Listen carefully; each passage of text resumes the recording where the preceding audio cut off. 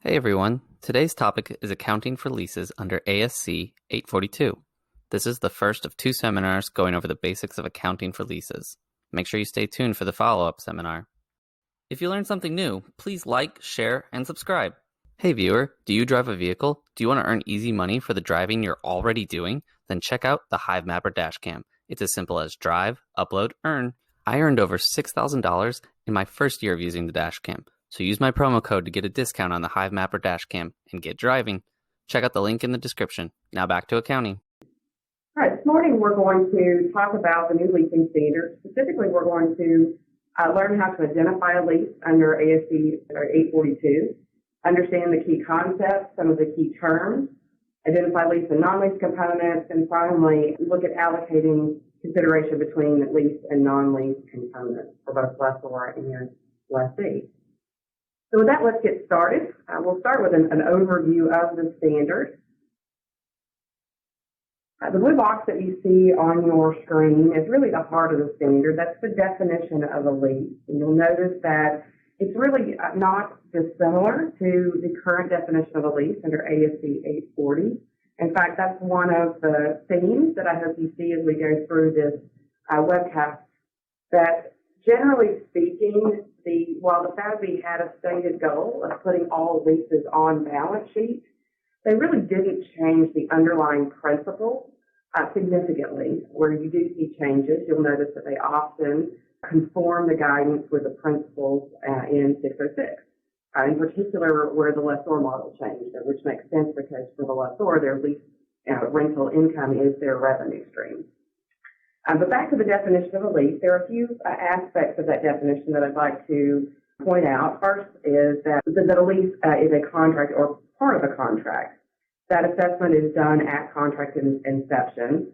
And so I point that out because a service contract that includes the use of dedicated equipment could be an embedded lease. I'm glad that you mentioned about embedded leases. We're finding that identifying embedded leases is one of the more challenging aspects of adopting the new standard. So a few examples of embedded leases that we've seen in practice to date is a contract for security services that includes, say, the use of security cameras and other equipment, an armored car service contract that includes the use of smart safes, a hosting contract that includes dedicated servers that the customer controls, and many more. I agree. One of the other examples of embedded leases that I've seen in practice is a contract with a large national beverage company to provide syrup to a restaurant company, which also includes the use of soda dispensers. In fact, let's think about that example as we look at the rest of the definition of a lease. There are two key elements of the definition of a lease. One is that it has to include the existence of an identified asset, and the second is that the customer must control the use of the identified asset throughout the period of use. And we'll talk about right to control the use on the next slide, but for now let's look at whether or not the contract includes an identified asset. There's an identified asset if it's either explicitly or implicitly specified in the contract, if it's physically distinct, or if the customer has rights to substantially all of the asset's capacity and the supplier does not have a substantive substitution right. All three of those criteria must be met in order for there to be an identified asset. Now, in many cases, a lease will include specific information about the asset. In other words, it's explicitly identified. Maybe that's a physical address, maybe that's a serial number. In other cases, the asset may be implicitly specified because there's only one asset that the lessor has to fulfill the contract, or because the asset is installed at the lessee's location. However, if the supplier has a substantive right to substitute the asset, then even if it's explicitly identified, the lease will not be considered to contain an asset, a specifically identified asset. And the supplier has a substantive right to substitute if it has the practical ability to substitute the asset and it can benefit from exercising the right. Now, this requirement that the supplier benefit from exercising their right to substitute is new. Historically, some companies have included that leases in which the supplier is allowed to replace the asset, for example, upon the release of new technology or just generally because they want to, but that does not involve the use of an identified asset. That right of substitution was much broader under the old standards. The new guidance clarifies that a substitution right that can only be exercised in the case of malfunction or only after some possible future event is not a substantive right. it also indicates that if the asset is housed at the lessee's location, then the presumption is that the supplier would not gain a benefit from a substitution because the cost would be significant. As such, additional arrangements may now be considered leases and fall under this guidance. If we think about the example I mentioned earlier, the syrup contract that includes the use of soda dispensers, we can see that the soda dispensers may not be specifically identified in the contract. However, once they're installed at the customer's location, they become implicitly identified. In addition, even if the beverage company has the right to substitute, they don't derive an economic benefit from that because the dispensers are installed at the customer's location. So the cost involved of going to the customer site to replace that machine outweighs any benefits the beverage company might find from that substitution. So now let's look at the second criteria to be a lease, which is rights control. This second key element on customer having the right to control the use of identified assets depends on two criteria, both of which have to be met. First of all, the customer has to have the right to obtain substantially all of the economic benefits from the use of the identified asset by using, holding, or subleasing the asset, and the right to direct the use of the identified asset. Now, the right to obtain substantially all of the economic benefits includes a concept that the economic benefits is fairly broad, right? If any benefits are derived from using that asset. So, for example, if you're leasing solar panels, the renewable energy credits that are generated by those solar panels are included in the definition of economic benefits. However, you only can consider the economic benefits within the defined scope of the customer's contractual right to use that asset. For example, if a customer is leasing an asset for 5 years, but the asset has a useful life of 10 years, the fact that there's substantial benefit to be obtained after the lease concludes doesn't mean that the customer doesn't obtain substantially all of the economic benefits during the term of the lease. So there's a notable difference in this new definition from 840, which is that second condition, which is now much more closely aligned with how control is defined and applied in ASC 606. You'll remember that I mentioned earlier that that's one of the general themes that we see in the new standard. While an entity had to consider the customer's right to obtain the output or other utility from the use of the identified asset under 840, which is similar to evaluating the customer's right to obtain economic benefits from using the underlying asset under 842, the concept of evaluating whether the customer has the right to direct the use of the identified asset, a power element of control, is new to topic 842. Now, protective rights of a supplier in isolation will not prevent the customer from having the right to direct the use of an identified asset. For example, if a customer leases a corporate jet for a 2-year period, restrictions within the lease agreement about how many hours the jet can be flown prior to obtaining preventative maintenance, or, for example, requirements or restrictions that the jet can only be flown in U.S. airspace, will not preclude the arrangement from meeting the definition of the lease as long as the customer has the right to control the use of the aircraft during the 2-year term, including deciding when and where it will travel and what passengers and cargo it will transport. All right, so that's an overview of the definition of the lease and the scope of the standard. So let's talk briefly about the Lessee Model and the Lessor Model.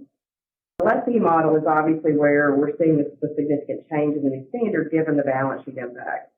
Under the new standard, lessees are deemed to have a right of use asset that meets the definition of an asset in the concept statement, that we will now put a new asset on the books. And by the same token, we now have a lease liability that meets the definition of a lease that we will also recognize at lease commencement date for all leases, both operating and financing leases. Now, there is an optional exemption for leases with terms of 12 months or less. I will caution you that that's for 12 months or less, that term has to be considered in the context of the entire contract. So, for example, if you have a lease with an initial term of 12 months and subsequent renewal terms, you do have to assess whether or not those renewal terms are reasonably certain of being exercised. And we'll talk in a later slide about what that means. But if it is reasonably certain that those renewal periods will be exercised, then that lease term exceeds 12 months, and therefore that optional exemption doesn't apply. But if you do have short-term leases and you elect to apply the optional exception, Basically what that means is that you're not required to recognize those leases on balance sheet. You can continue to just recognize the expense on a straight line basis, which for many short-term leases means that you'll in essence recognize the lease expense as the payments become due. Now the standard does retain the dual model. What I mean by that is that leases continue to be classified as either a finance lease or an operating lease. Now, a finance lease classification is the new name for a capital lease, basically because all leases are on the balance sheet. Technically, they're all capital now, so we now call capital leases finance leases. And there are 5 criteria. Again, we'll talk in more detail about those later. But the theory underlying it is that for a finance lease, the lessee effectively obtains control of the underlying asset, as if they had actually bought the asset. Whereas an operating lease, the lessee doesn't effectively obtain control of the underlying asset. There is a similar balance sheet impact. We'll see later some examples of journal entries that show us that the initial application of the standard is the same, regardless of whether it's an operating or finance lease. However, there is a difference in the income statement and the cash flow results. Today, if you've got an operating lease, that income statement presentation is that the rent expense is on a straight line basis, and that expense shows up in operating expense. That won't change under the new standard.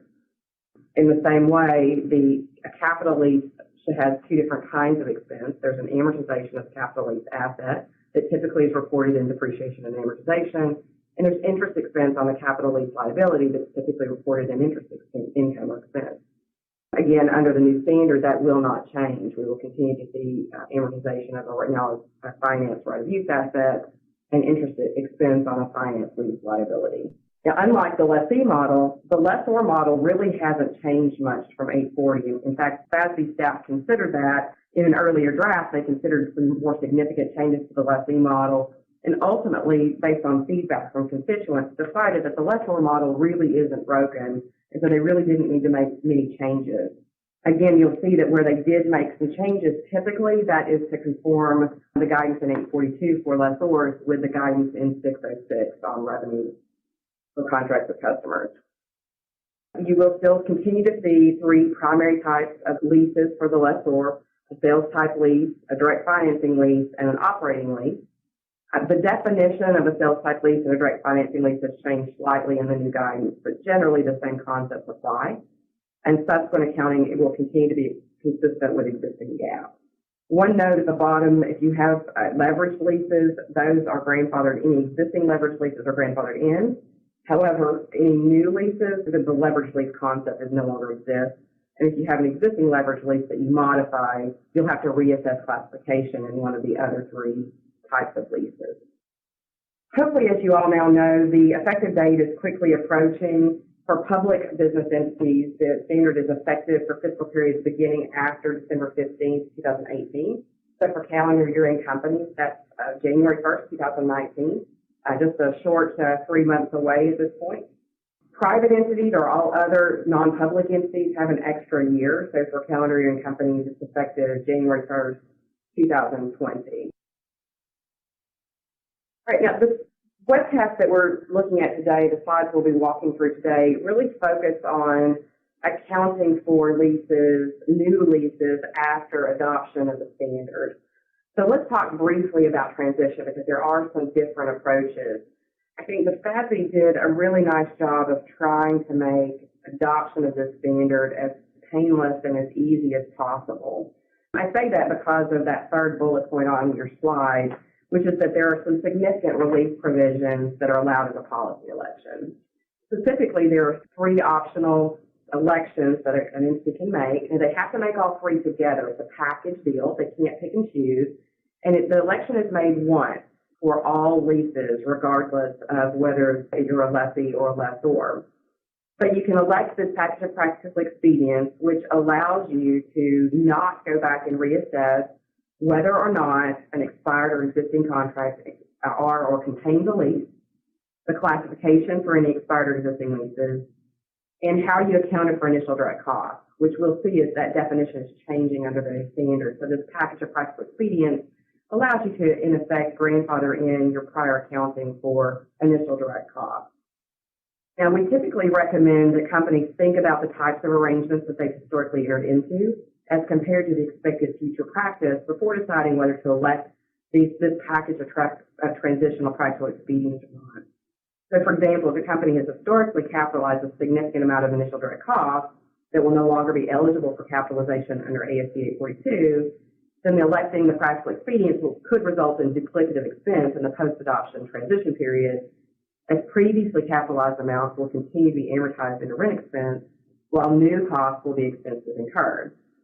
However, if in that instance they choose not to elect the package of practical expedience, then they're going to have to go back and reassess the classification of all existing leases, as again, this package must be elected for all leases or none, and all three aspects of it have to be elected together. Now, one thing to note, the practical expedience cannot be applied if lease accounting was not properly applied in the past. So, for example, if a company has a service arrangement that includes an embedded lease, but they haven't fully vetted under 840, the company cannot ignore that agreement just because they haven't historically followed lease accounting for that agreement. And so again, if they elect that package of practical expedience, the company will have to go back and do a full ASC 840 assessment of whether that service agreement concludes the lease, and if so, what the classification of that lease is, in order to have something to grandfather in when they elect this package of practical expedience. And I know there are some specific transition guidance for sale-leasebacks as well. Specifically, if you obtain sale accounting under 840, if you had a good sale, then there's no requirement and actually no ability to go back and reassess those prior successful sale-leaseback conclusions. Instead, you'll just account for the lease back as of any other lease. However, if you fail sales accounting under 840, you will go back and reassess. And we'll talk about sale-leaseback accounting in a part 2 webcast, but what we see is that generally speaking, more things qualify for sale accounting under the new guidance, hence the need to reassess sale-leaseback. One thing to note, if you had a good sale under the old guidance that included a gain at the time of sale, that gain was deferred and amortized in over the future lease period. Under the new rules, those gains will be recognized up front, which means that any deferred gains on your balance sheet today will, in essence, be recognized as part of your cumulative effect of adoption entry. So, in one sense, you sort of lose those gains in the sense that they won't show up on your P&L. They'll be part of that cumulative effect adjustment in equity. So, yet another thing for companies to think about as they look forward to adoption, and specifically how they're budgeting rent expense on an ongoing basis. Now, I skipped the first 2 bullets on the slide. Let's back up and talk briefly about the transition method. The original standard only included one transition option, which is confusingly labeled modified retrospective, but means something different than the modified retrospective model under ASC 606. Under 842, the modified retrospective model means that recognizing a cumulative effect adjustment as of the beginning of the first period presented. So for a calendar year company adopting 1/1/19, that cumulative effect adjustment would be calculated and presented as of 1/1/17, and then the financials for 17 and 18 would be restated with 19 being recognized under the new standard. However, there's a new transition option that was just provided in ASU 2018-11, which allows a company to, in essence, adopt the new standard on a prospective basis. So again, for a calendar year public company, they would adopt 1/1/19. They would recognize that cumulative effect adjustment as of 1/1/19 and then present 2019 only under the new standard without having to restate 17 and 18. All right, so let's move on to the next session here in identifying a lease. So this is the first step under ASC 842 is to make sure we have a lease in the contract. Touched upon a few of the concepts in the earlier session, and we'll go through that in a little more detail with examples. So again, this section goes through a few examples on identifying a lease and the considerations to make when going through that assessment. The first example here that we have is related to fiber optic cables. The customer enters into a 15-year contract with a utilities company, and that utilities company is the supplier. And the contract is entered into for the right to use 3 specified physically distinct dark fibers within a larger cable connecting between 2 cities, New York to London. The customer makes all the decisions about the use of the fibers by connecting each end of the fibers to its electronic equipment, i.e., the customer lights the fibers. So it has exclusive use of fibers here. Customer obtains all of the economic benefits from using the fibers during the 15-year period. And if the fibers are damaged, the supplier, that's the utilities company, is responsible for the repairs and maintenance. And also the supplier owns the extra fibers but can substitute those for customers' fibers only for reasons of repairs, maintenance, or malfunction, and is obliged to substitute the fibers in these cases. So the first question here that we want to go through is, what is or are the specified assets in the contract? There is an identified asset if it's explicitly or implicitly specified in the contract, it's physically distinct, or the customer has rights to substantially all of the asset's capacity, and the supplier does not have a substantive substitution right. So all three of these conditions must be met in order for there to be an identified asset. Then what does the lessee do if they don't have enough information to know whether the lessor has the practical ability to make a substitution, or if the lessor would benefit economically from a substitution? So that's a good question. The FASB actually considered that and concluded that a lessee should presume that the substitution right is not substantive if they cannot readily determine whether that substitution right is substantive. So this is actually stated in paragraph 15-15 of ASC 842. Let's go through basically what the answer is to that example. So if we go through the considerations, like I explained in the previous slide, in this scenario, the asset is explicitly identified in the contract as the three dark fibers, right? And the three dark fibers are also physically distinct from the other fibers within the cable. And then also the supplier cannot substitute the fibers other than for reasons of repairs, maintenance, or malfunction. And remember that repairs and maintenance or malfunction reasons are not considered substantive substitutions. The answer basically to this is that yes, we do have specified assets in this example. So the next question is, does the arrangement contain the right to substantially all economic benefits? One of the key elements of a lease is for the customer to have the right to control use of the identified asset, which depends on two criteria, right? And so one of them is being the customer has the right to obtain substantially all economic benefits from the use of the identified asset, by using, holding, or subleasing that asset. And this concept, again, it's similar to 840's concept, the customer's right to obtain the output or other utility from use of the identified asset. So with respect to the question that we asked earlier, does the arrangement contain the right to substantially all economic benefits? The answer is yes. The customer has the right to control the use of the fibers throughout the 15-year period of use because the customer has the right to obtain substantially all of the economic benefits from using those fibers over the period of use, which is 15 years. And also the customer has exclusive use of the fibers throughout the period of use. So then the next question that we ask ourselves should be, does the arrangement contain the right to direct the use of the identified asset? So this next condition, the right to direct the use of the asset, exists when customer has the right to direct how and for what purpose the asset is used, including the right to change how and for what purpose the asset is used throughout the period of use. So if we think about this for the example, it's probably fairly clear in this example. But in this next slide here, this slide actually covers examples of decision-making rights and essentially examples on, again, the right to direct the identified asset. All right, so the answer here, again, like I said, the customer does have the right to direct the use of the fibers. Customer makes the relevant decisions about how and for what purpose fibers are used, and by deciding when and whether to light the fibers, when and how much output the fibers will produce. So that is what data and how much data those fibers would transport. Customer has the right to also change these decisions during the 15-year period used. So in this situation, although the supplier's decision about repairing and maintaining the fibers are essential to their efficient use, those decisions, again, do not give the supplier the right to direct how and for what purpose the fibers are used. And therefore, consequently, the supplier does not control the use of fibers during the period of use. So said differently, the customer instead has control.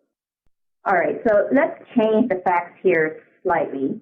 The customer here enters into a 15-year contract with the supplier for the right to use an unspecified amount of capacity within a cable, again, connecting between New York and London. The customer has access to use 3 fiber strands within the cable, and the cable contains 15 fibers with similar capacities. The question to ask ourselves here is, again, does the contract contain a lease, right? But the example here, we should note that it may seem economically similar to the last example, but we'll see that the change in facts slightly does result in the change in accounting. All right, so if we go back through some of the considerations on identifying a lease, right? So is it explicitly identified in the contract? So the answer to that is yes, there are 3 fiber strands within the cable.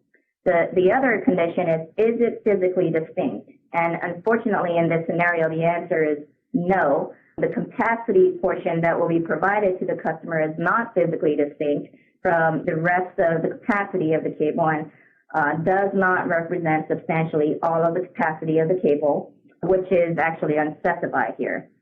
And therefore, the customer does not have the right to use an identified asset in this situation. I think those 2 examples really illustrate the fact that 2 contracts may have similar economic outcomes, but result in different accounting answers. In these particular cases, in the first instance, the economics may be the same. The difference primarily relates to whether or not the customer knows which assets they're getting the use of and whether or not they make the decisions by being the gatekeeper. So although the definition of a lease hasn't changed significantly, determining whether a contract contains a lease is critical since it means the difference between recognition on the balance sheet and off-balance sheet accounting, because service contracts are obviously still accounted for just as they're expensed as they're incurred. So historically, we've looked at capital versus operating as being the on versus off-balance sheet decision point. Now, in many cases, the question is whether or not a contract contains a lease. So now that we've identified when a contract contains a lease, let's discuss a few definitions that will be necessary in order to determine the value to be recognized at lease commencement. And speaking of lease commencement, let's start with the definition of commencement date. Before I go into that, though, I want you to know that over the next few slides, we're going to be returning to this example in order to illustrate the concept. So in this example, a retailer enters into a lease agreement with a mall operator. The rent payments begin once the retailer opens the store, which is anticipated to be on June 1st, 2008. The retailer plans to install leasehold improvements to customize that space to its brand requirements. Think about your favorite retailer and what their store looks like in a mall. There are probably specific brand themes, colors, structure, format. You know when you walk in that store that you are in that particular brand. And so those are the types of leasehold improvements that this retailer is going to be installing. So the lease with the mall operator allows the retailer exclusive access to that space beginning on March 1st, 2018, or 2008 in this example, in order to install those leasehold improvements. So the question is, when does the lease term commence? So let's start by looking at the definition of commencement date in the Master Glossary, which says that the commencement date is the date on which a lessor makes an underlying asset available for use by a lessee. Now, that definition of commencement date is consistent with current guidance, but it's important because that's when the lease accounting starts, which is when the lessee has access to the underlying asset and can direct its use. You'll note that that's tied to control of the leased asset. It doesn't depend on timing of payment. But again, the commencement date is when the right of use asset and the lease liability are recognized and expense recognition begins. All right, so back to our retail store example. Although the rent payments don't begin until the store opens for business, the retailer does have access to that space and can control the use of that space beginning on March 1st, because that's when they have exclusive access to begin building out their leasehold improvements. So in this case, the commencement date is March 1st, not June 1st. So the payments are independent of what constitutes the commencement date for lease accounting purposes. And again, that right of use asset and lease liability will be recognized at that time on March 1st. Let's move to the next term, which is lease term.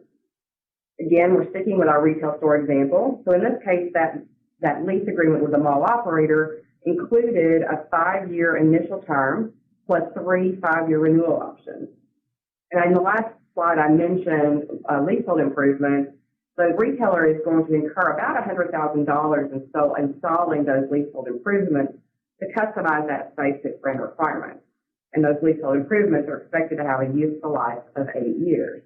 And for purposes of this example, we're assuming that those leasehold improvements are significant to that store location.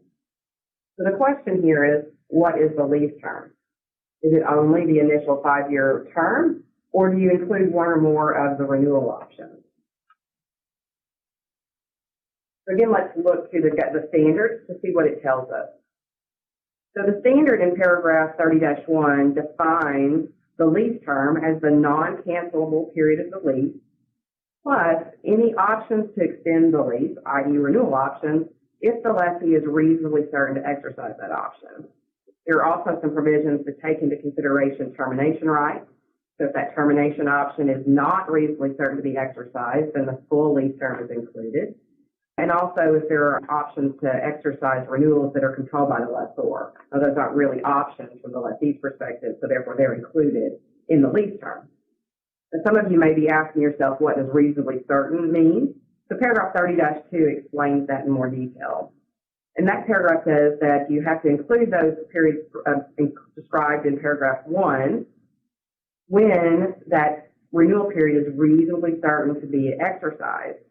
And when considering whether or not a renewal period is reasonably certain, you have to consider all relevant factors that create an economic incentive for the lessee.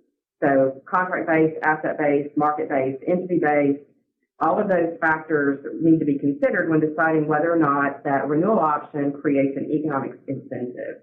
Or said differently, would there be an economic penalty if the lessee elected not to exercise the renewal period? And that same approach is used to assess whether or not there's a purchase option that's reasonably certain to be exercised. So again, the key factor in determining whether or not to include the optional period is whether they create an economic incentive for the lessee. If there's no economic incentive, then the option is not included. But if there is an economic incentive, then the option should be included in the lease term. However, it's important to note that management's intent and convenience are not considered an economic incentive. For example, in our example, the company might conclude that management intends to exercise all of the renewal periods because they expect the store to do well in this location. It would be inconvenient to move to a new location. However, absent a compelling economic incentive, such as significant leasehold improvements, it would not be reasonably certain that management will exercise those renewal options. So let's go back to our example. In this case, the existence of the significant leasehold improvements with a useful life longer than the base year term indicates that the retailer would incur an economic loss if they choose not to exercise the first renewal option. Remember, the initial term was 5 years, but the useful life of leasehold improvements were 8 years. Therefore, it's reasonably certain that the retailer in this example will exercise one renewal option, which gives us a total lease term of 10 years, the base year plus one renewal period. Of course, people have asked, well, why isn't the lease term 8 years? That's the life of the leasehold improvement. However, in this example, there isn't an option to exercise a 3-year renewal period. It's either none or 5. Because of the existence of the significant leasehold improvement, it becomes reasonably certain that the lessee would exercise that first renewal period. So in this example, the existence of leasehold improvements results in the conclusion that the retailer is reasonably certain to exercise the first renewal period. However, we do sometimes see other types of factors result in a similar conclusion. So, for example, a pharma company may lease its manufacturing facility. And because that facility and related process must be approved by the FDA, it may be reasonably certain that the company would exercise one or more renewal periods. If they don't renew the lease, it would be quite expensive and disruptive to their business to certify a new facility. A similar example is a company, say, that leases a medical facility, such as a nursing home or a hospital building. If there are not comparable facilities that are set up to meet regulatory requirements, that lack of a substitute asset in the market may make it reasonably certain that the lessee would renew the lease. Thanks. They're all great examples. Assessment of whether a renewal term is reasonably certain is expected to be one of the more difficult judgments to make. And it's important to note that both the lessee and the lessor are required to make that assessment, even though the assessment hinges on the lessee's economics. So let's go back to our example, and we'll move on to the next term, which is lease payments. So again, same as the previous example, we've got the 5-year lease agreement between the retailer and the mall operator that includes the 3 5-year renewal terms.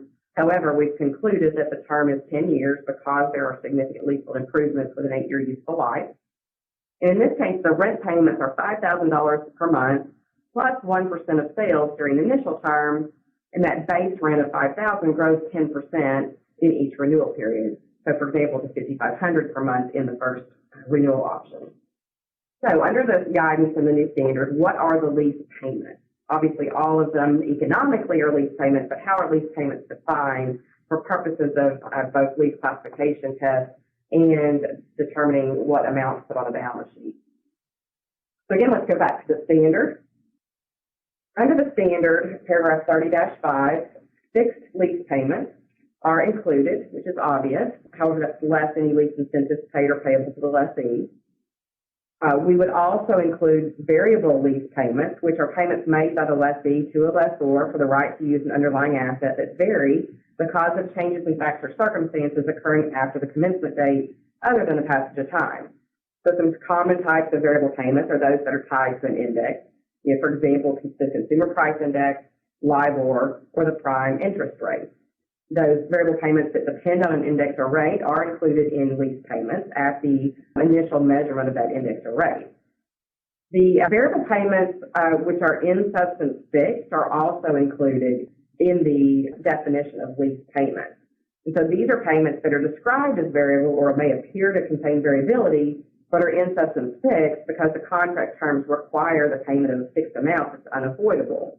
So, for example, if your lease includes an annual adjustment to the base payment based on 3 times the annual increase in CPI, but the aggregate annual adjustment is limited to 3%.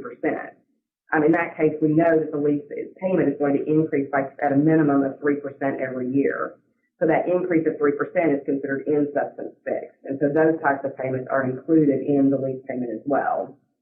In addition, if there's an option to purchase the underlying asset that's reasonably certain of being exercised, then that option price would be included.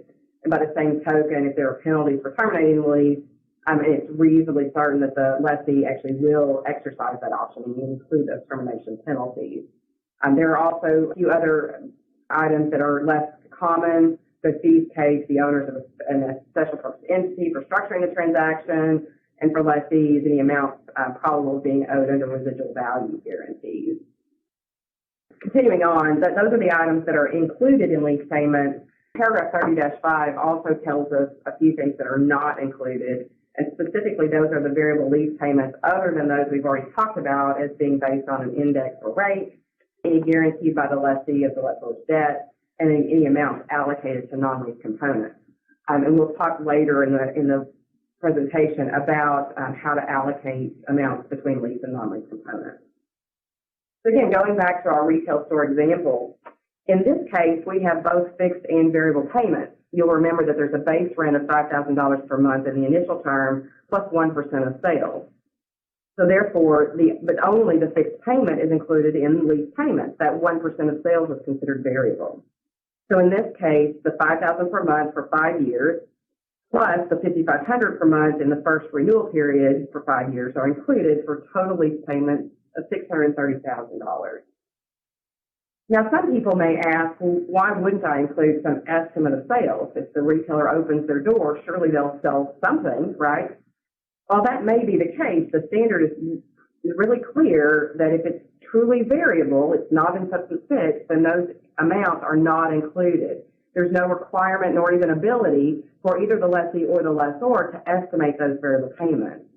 Now, for the lessee, that's very consistent with historical guidance, as well as for the lessor. However, if you think about it from a lessor's perspective, that's very different than the guidance and the requirement in 606 that actually requires you to estimate and includes variable payments subject to constraints.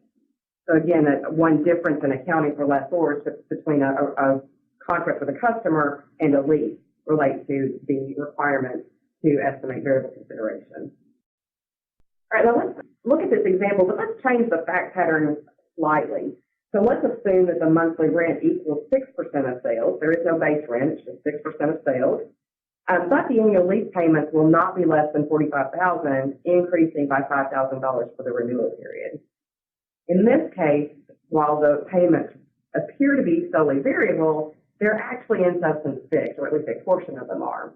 Now, because monthly rent is based on 6% of sales, the amount may exceed $45,000, but we know that at a minimum, the lessee will be paying $45,000 per year. So that's our in substance fixed amount, and $45,000 would be included in lease payments. But again, it's only the first bullet point were in evidence in the lease agreement. There was no annual minimum, it was just 6% of sales. Then lease payments would be totally variable, and therefore there's nothing to include in the calculation of the right of use asset. Now, we do see this situation in certain industries, but it's less common because it results in the lessor taking on payment risk, and it creates variability in the lessor's financial statement. But in this case, because of that in substance fixed amount, lease payments total $470,000, or $45,000 a year for the base period, plus $50,000 a year for the renewal period.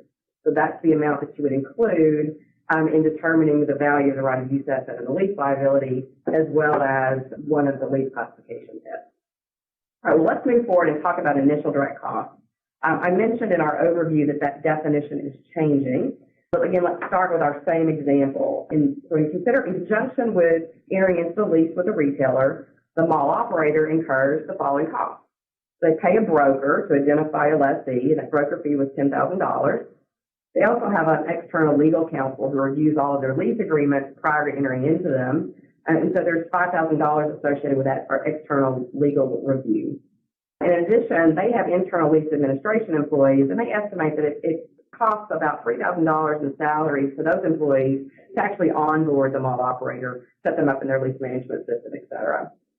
So the question is, what costs should be capitalized as initial direct costs? It's important to know that under current guidance, all three of those items would be capitalized or could be capitalized as part of your initial direct costs. So back to our example, because those external legal fees would have been incurred regardless of whether the lease agreement is executed or not, they cannot be deferred. And by the same token, those internal lease administration costs would have been incurred regardless of whether the lease was obtained, and so they're also not capitalizable. So in this case, only the broker fees of $10,000 meet the definition of an initial direct cost. Let's look at the new standard. So the new standard defines initial direct costs much more narrowly than the old standard. So specifically, paragraph 30-9 says that the initial direct cost of a lessee or lessor, it applies to both, may include, for example, commissions and payments made to an existing tenant to incentivize that tenant to terminate its lease. In other words, it's the type of costs that are direct and incremental to signing that contract. Conversely, paragraph 30-10 tells us what kind of costs cannot be capitalized. So things like general overhead, cost-related activities performed by the lessor for advertising, soliciting new tenants, and also costs that relate to activities that occur before the lease is obtained. So, for example, legal advice, accounting advice, negotiating lease terms, evaluating the potential financial conditions. You'll probably notice that this guidance on initial direct costs is consistent with the concept of incremental costs of obtaining a contract or cost to acquire a contract in the new revenue recognition standard. But it is one of the more significant changes from current practice on leases. In particular, companies with an active leasing program may find that significant costs for internal leasing teams and internal and external legal counsel will likely no longer be deferrable as initial direct costs, as those costs will be incurred regardless of whether a single lease is executed or not. Now, the last definition that we're going to talk about is one of the more critical ones, which is what is our discount rate? We're going to switch gears here and look at a different example. So in this case, we have Acme Company, who enters into an arrangement to lease an excavator from the construction supplier for 10 years, beginning on January 1st. So there's a few facts here that we're going to lay out. first fact is that we have an estimated fair value. The length from the excavator is $390,000. And again, we're looking at this example from the standpoint of Acme Company, the lessee. So the Acme Company must pay the construction supplier $75,000 annually. If they don't know the initial direct cost, they do know what they think the residual value is, but they don't know what the construction supplier's estimate of the residual value is at lease commencement. To simplify, there are no non-lease components, and the Acme Company has two different rates or interest rates that they're considering. The first one is an unsecured line of credit with a lending institution that bears interest rates of 5.75%. The second one is an interest rate quote that they've received from its lender of 4.5% related to a potential 10-year loan of $375,000 that's secured by commercial equipment. So again, let's look to the standard to understand how to decide what the discount rate is for lessees. So consistent with current guidance, the lessee is required to use the rate implicit in the lease if it's readily available.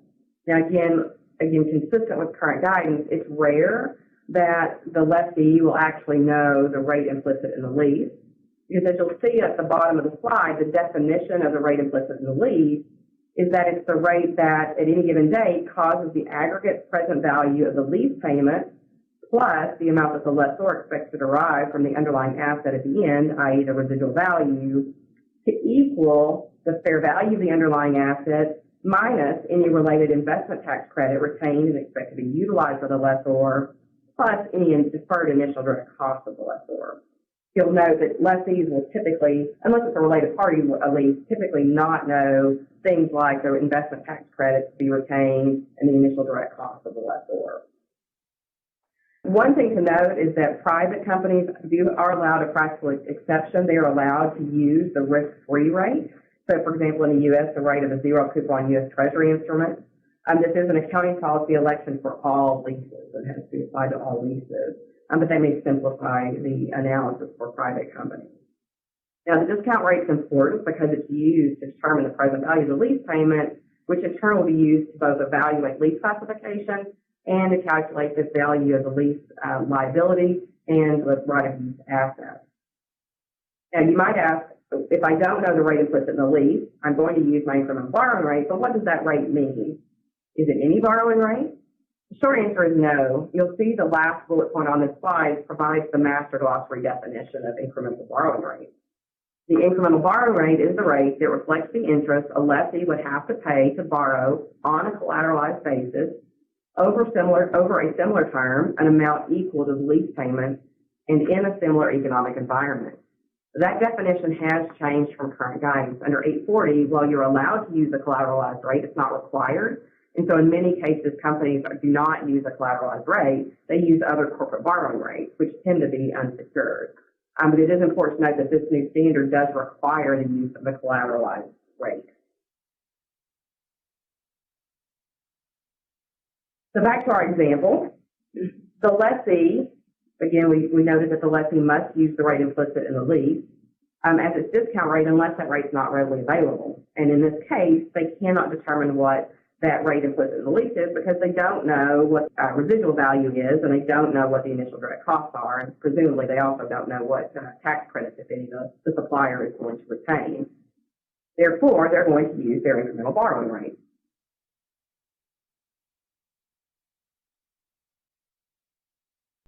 So remember on the earlier slide where we talked about the facts of the example, there were two different rates available to Acme Company. So when deciding which of those rates to use, again, the lessee must use a rate that reflects a term similar to the lease and a similar amount as the lease. It has to be based on the borrowing rate that's fully collateralized. So in this example, the Acme Company cannot use the rate on its unsecured line of credit because that borrowing is not collateralized. In addition, while not noted on the slide, it's likely that the amount isn't consistent, nor is the term. However, Acme could use as its discount rate the interest rate quote on the 10-year loan secured by its commercial equipment because that rate is fully collateralized and it's based on a term and an amount similar to those under the lease term. So in practice, many companies will choose to use a rate reflective of a mortgage on the leased asset, albeit for the value of the lease payments rather than the fair value of the asset. However, that's not a required assumption, and a company can choose any collateralized borrowing rate that matches the term and value of the lease. So, for example, if a company has a line of credit that's collateralized by accounts receivable, that might be a good starting point to estimate a collateralized rate. In talking with several of our clients, identifying the incremental borrowing rate is one of the more difficult aspects of adopting this new standard, primarily because of this requirement to use a collateralized rate. Yeah, I'd agree with that. In many cases, they don't have collateralized borrowings, so they don't have a rate readily available that meets the definition of the standard. And in some cases, they're having to look to market rates for comparable companies, or they're getting a rate quotes from their bank. And some clients have unusual lease terms. For example, we've seen at least one client with 99-year ground leases who is having to estimate a rate using a collateralized rate as a base and then applying a yield curve adjustment to get as close to the term as possible. And because small changes in the discount rate can drive basically large changes in the balance sheet, it's fairly critical that companies have as much precision as possible in coming up with that rate. All right, so now that we've identified the lease and have gone through the key concepts under ASC 842, the next step is to determine the various components of the contract, and those components would be lease or non-lease components like service, for example. A common area maintenance is something common, or also known as CAM, C-A-M. I'd say the biggest change on separating and allocating lease and non-lease components is the alignment with ASC 606 revenue standard, and that's the concept that I have mentioned a few times earlier in the section, with the concept being that ASC 842, the concept there is really trying to align the concepts, the control concepts in ASC 606 revenue standard. And I'll explain what I mean a bit further with respect to this particular section, components of the lease, over the next few slides. So this is our first example here. It's a lessor leases a bulldozer, a truck, and a crane to the lessee to be used in the lessee's construction operations for 3 years. The lessor also agrees to maintain each piece of equipment, and that's the bulldozer, truck, and the crane again, throughout the 3-year lease term. And I'll pause here and note that there are 2 practical expedients given, one for each to lessee and lessor. The lessee practical expedient essentially says, hey, lessees, you could elect by class of underlying asset not to separate the lease and non-lease components and instead account for them as a single lease component. And there are no other conditions besides that the lessee would have to meet, and that is the electing by class of underlying asset. Now, the lessor practical expedient is a little different. That is basically telling the lessors, hey, you could elect by class of underlying asset not to separate the lease and non-lease components if 2 criteria are met, and that is, 1, the timing and the pattern of transfer of the non-lease components and associated lease components are the same, and then 2, the lease component, if that is accounted for separately, would have to be classified as an operating lease. And when these conditions are met, the entity would then need to assess prominence. And if the non-lease components are predominant, right, then the entity accounts for the combined component under Topic 606. Otherwise, the entity accounts for the combined component under Topic ASC 842. Are we seeing most of our lessee clients elect the practical expedient to combine lease and non-lease components? Well, so that's an interesting question. So some clients have elected not to combine the lease and non-lease components, primarily because they don't want to inflate the ROU asset and lease liability by including the payments related to the non-lease components. Also, in some cases, it may actually be easier not to combine. For example, if the company's real estate leases are primarily triple net leases, which means that they pay insurance, taxes, and maintenance separately, then it is likely easier to account for the non-lease maintenance service separately since it's already being paid separately. On the other hand, if a company's real estate leases are primarily gross leases, which means the landlord pays insurance, taxes, and maintenance, and the lessee pays one all-in rental amount, then it may be operationally easier to combine the lease and non-lease components because they're paid together in one payment. But back to the example here, we're going to assume that neither the lessor nor the lessee have elected the practical expedient to combine the lease and non-lease components. And I'll go through the rest of the facts here on the slide before I move on to the considerations in the standard. So the total consideration in the contract is $600,000. It's payable in $200,000 annual installments. The lessor, who is the manufacturer of the equipment, requires that all leases of its equipment include maintenance services.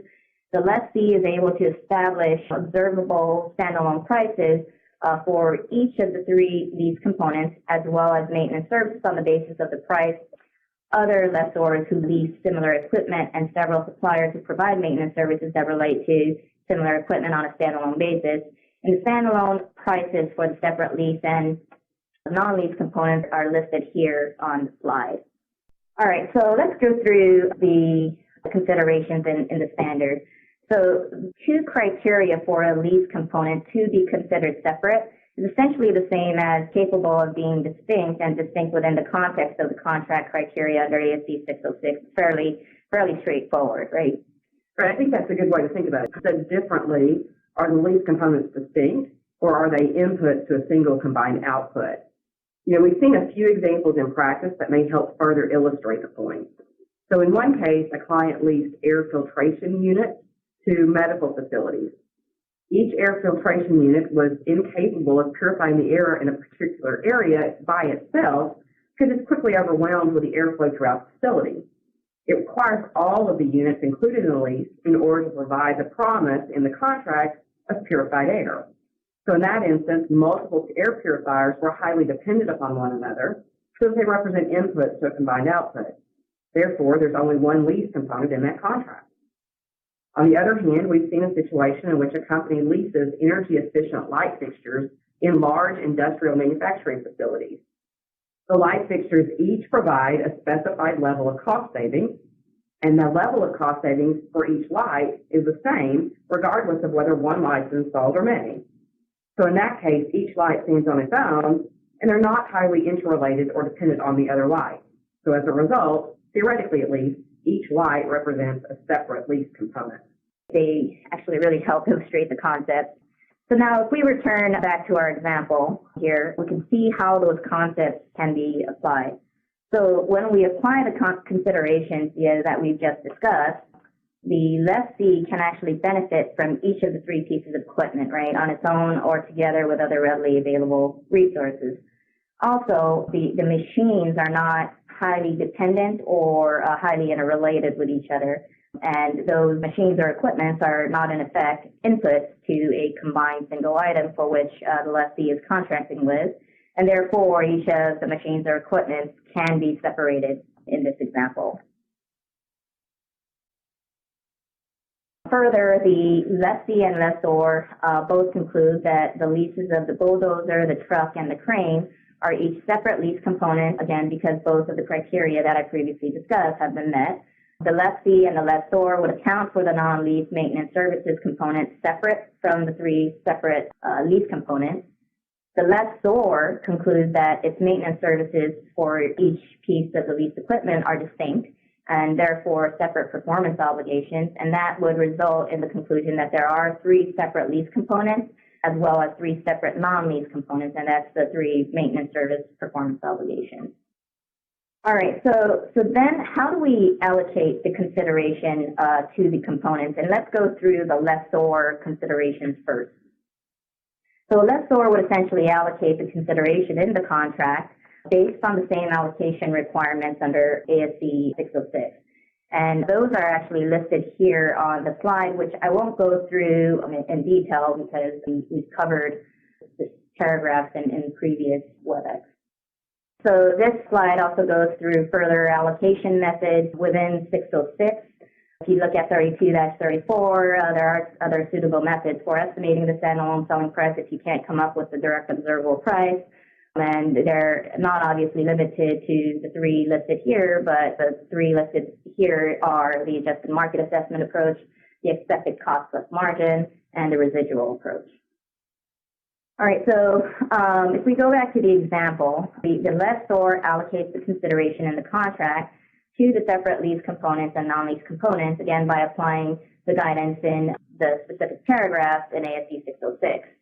The consideration allocated to each separate lease component constitutes the lease payments for purposes of lessor's accounting for those components. Okay, so now that we've talked about the allocation consideration by the lessor, let's go through what the allocation considerations are for the lessee. So the allocation requirements by lessee are actually included in ASC 842, not ASC 606 like the lessor's. That requirement would be first to determine the standalone price of the lease and the non-lease components based on their observable standalone prices. This is consistent with, obviously, the existing lease standard. If no observable prices exist, you are allowed to use the residual approach if the prices are highly variable or uncertain. And once the standalone prices have been determined, then the consideration would be allocated based on those standalone prices. Okay, so when we think through the allocation principles in ASC 842 for the example, the lessee first allocates the consideration in the contract, and that's $600,000, to the lease and non-lease components on a relative basis, utilizing the observable standalone prices. Lessee then would account for each separate lease component, treating the allocated consideration as the lease payments for each lease component. The non-lease components are accounted for by the lessee in accordance with other topics, and the allocation of the consideration to the lease and non-lease components are listed here in the slide. So Jen, do you think that most companies in this example would actually set up 3 separate right-of-use assets and lease liabilities, which is what the standard would tell us technically is the right answer? Good question. Probably not, since in this case the leases for the 3 pieces of equipment are coterminous, and they would be combined for any disclosure since the amount and timing of payment and the related underlying equipment are similar. However, we have seen some companies choosing to recognize the ROU assets and lease liabilities at a lower level. So, for example, one client had a lease for 5 floors in a single building. 3 different subsidiaries of the client used that space, and because each floor could be used separately and the floors were not interdependent, technically each floor represents a separate leased asset. And because the company wants its subsidiaries' financial statements to stand on their own, the company elected to account for the 5 different leases separately. That's helpful. So let's wrap up there. Comment with any additional questions you may have, and we can expand and help. Please subscribe so you don't miss any new content. Hey viewer, do you drive a vehicle? Do you want to earn easy money for the driving you're already doing? Then check out the Hivemapper Dashcam. It's as simple as drive, upload, earn. I earned over $6,000 in my first year of using the Dashcam. So use my promo code to get a discount on the Hivemapper Dashcam and get driving. Check out the link in the description. Now back to accounting. Alright folks, thanks so much for watching. Please like, share, comment, and subscribe. And if you can, donate at Patreon. Anything you can give helps to keep the lights on and ensures we can continue to create content. And of course, helps feed FIFO. If you want to contact us about anything you saw in this video, accounting advice, or ideas for future videos, contact us at patreon.com/accountingacademy. This video is designed to be illustrative and does not represent an official position. We make no representations, warranties, or guarantees and assume no responsibility for the application of this material. Please seek advice from a competent professional if expert assistance is required.